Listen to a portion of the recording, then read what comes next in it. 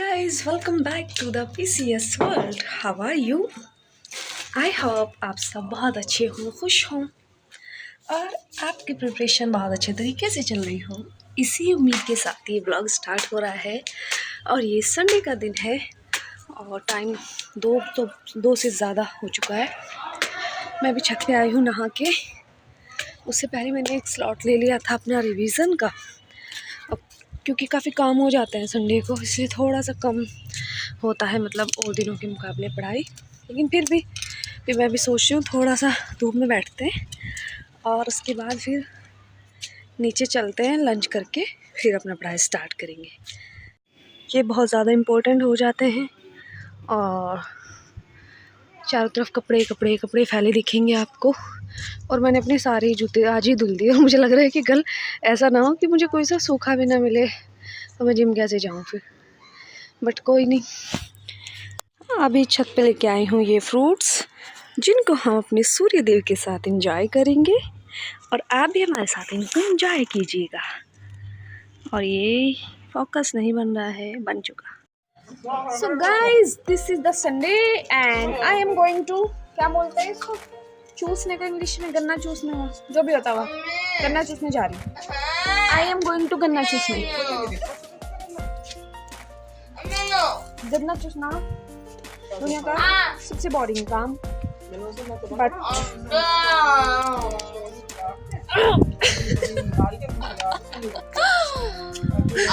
इतनी भी ताकत नहीं है मुझे। छील दिया।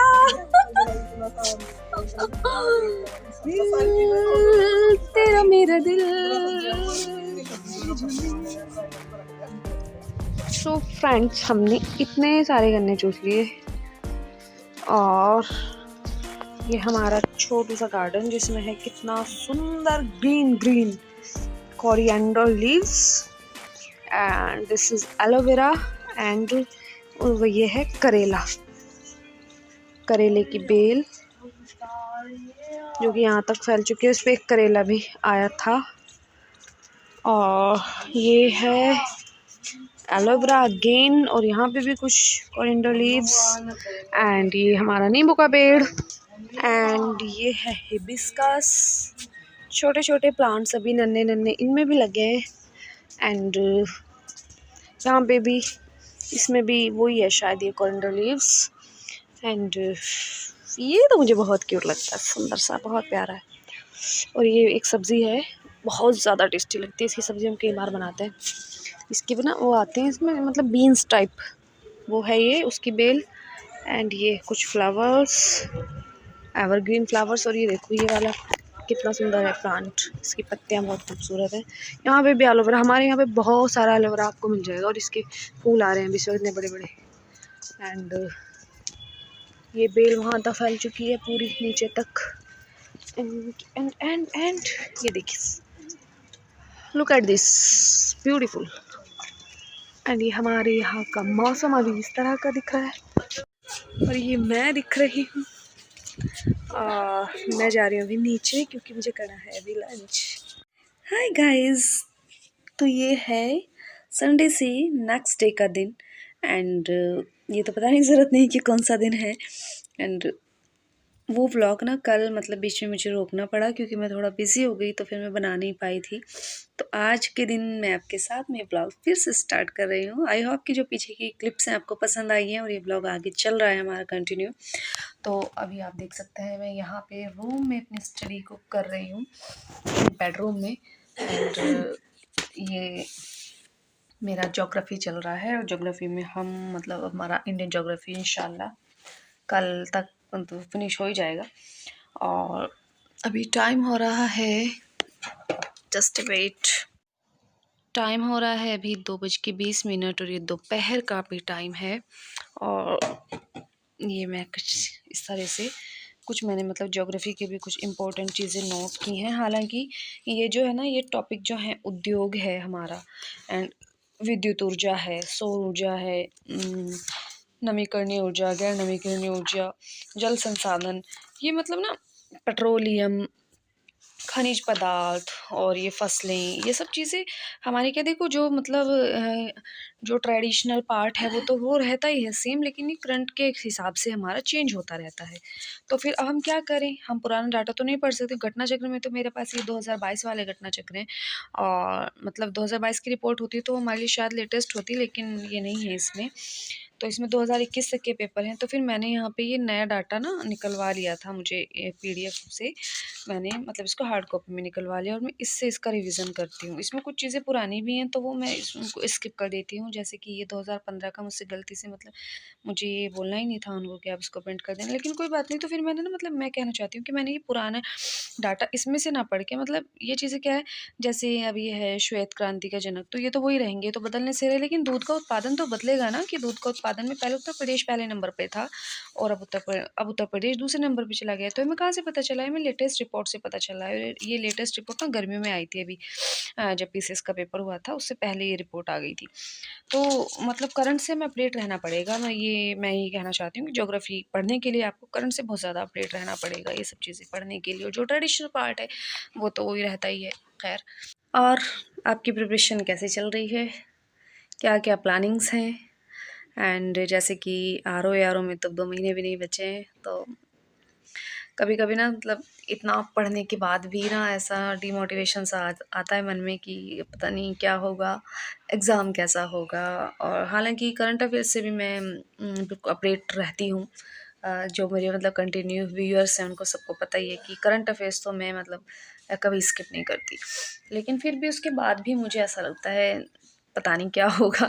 सभी लोग डरे हुए हैं मेरे ख्याल से, जो भी सीरियस लोग हैं वो तो सबको लगता ही है, ऐसा डर लगता है। परीक्षा इसी का तो नाम है ना।